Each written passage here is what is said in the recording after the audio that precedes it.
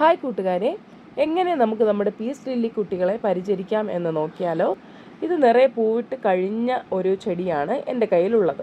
എങ്ങനെ നമുക്ക് നിറയെ പൂക്കൾ ഉണ്ടാകുവാൻ ഈ ചെടിയെ പ്രിപ്പയർ ചെയ്യാമെന്ന് നോക്കാം. ആദ്യം തന്നെയും പഴകിയ പൂക്കൾ നമുക്ക് ചെടിയിൽ നിന്നും മുറിച്ചു മാറ്റേണ്ടതുണ്ട്. എന്തിനാണ് ഇങ്ങനെ ചെയ്യുന്നതെന്ന് ചോദിച്ചാൽ, ചെടി അമിതമായ ഊർജം ഈ പൂക്കൾക്ക് വേണ്ടി വിനിയോഗിക്കുകയും അവയുടെ ഉള്ളിൽ കാണുന്ന ഈ കായകൾ വലുതാകുന്നതിന് വേണ്ടി അവ വിനിയോഗിച്ചുകൊണ്ടിരിക്കുകയും ചെയ്യും. അപ്പോൾ നമ്മൾ ഓരോ പൂക്കൾ കട്ട് ചെയ്ത് മാറ്റുന്നതിലൂടെ ചെടിക്ക് പുതിയ തൈകൾ ഉണ്ടാകുന്നതിനും പൂക്കൾ ഉണ്ടാകുന്നതിനും ഇലകൾ വളരെ മനോഹരമായി വളരുന്നതിനും സഹായിക്കും. ശേഷം ചെടികൾക്ക് ആവശ്യമായ പ്രകാശം ലഭിക്കേണ്ടതുണ്ട്. വെള്ളം കൃത്യമായ അളവിൽ മാത്രം നൽകുക. അമിതമായി ജലപ്രയോഗം ആവശ്യമില്ല. ചെടികൾ തിങ്ങി ഞെരുങ്ങി വളർന്നു കഴിഞ്ഞാൽ അതിനെ കൃത്യസമയത്ത് റീപോർട്ട് ചെയ്യേണ്ടത് അത്യാവശ്യമാണ്.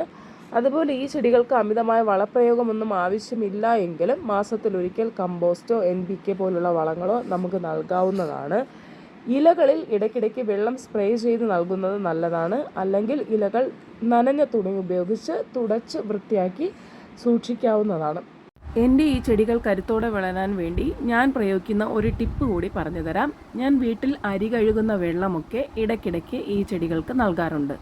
ഇതുപോലെ നമുക്ക് നമ്മുടെ വീട്ടിൽ തന്നെ ലഭിക്കുന്ന ജൈവവളങ്ങൾ നൽകാവുന്നതാണ്. കൂടുതൽ അറിയാൻ ഡിസ്ക്രിപ്ഷൻ വായിക്കാൻ മറക്കരുത്.